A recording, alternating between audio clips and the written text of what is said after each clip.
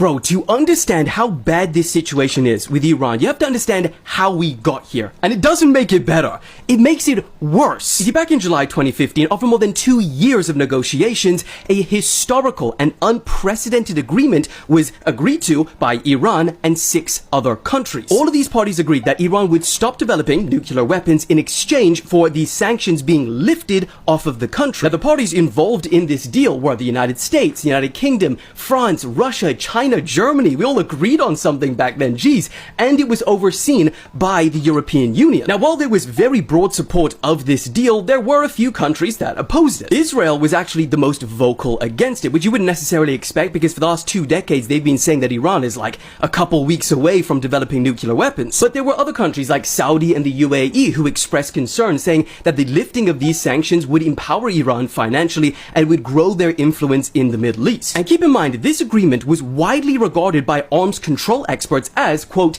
the most intrusive nuclear inspection regime ever negotiated. Not only did the IAEA have unprecedented access to Iran's facilities, but no other non-nuclear weapon state has ever agreed to this level of nuclear regulation. Following the signing of the agreement, Iran shipped 97% of its uranium stockpile to Russia. They dismantled centrifuges and sealed equipment. They allowed 24/7 surveillance of their nuclear facilities. And from 2015 to 2018, the IAEA repeatedly confirmed Iran's full compliance and 0 violations. But why I say it only lasted 3 years is because the US then got a new administration. And in May 2018, Trump exited the deal unilaterally and reimposed those sanctions on Iran. Now, he said it was because it was the worst deal ever negotiated, and he claimed that it was fundamentally flawed, allowing Iran to continue building ballistic missiles and still allow them to fund militant groups like Hezbollah and the Houthis. And I guess in theory, you could say that it makes sense because Trump believed that by reintroducing these sanctions,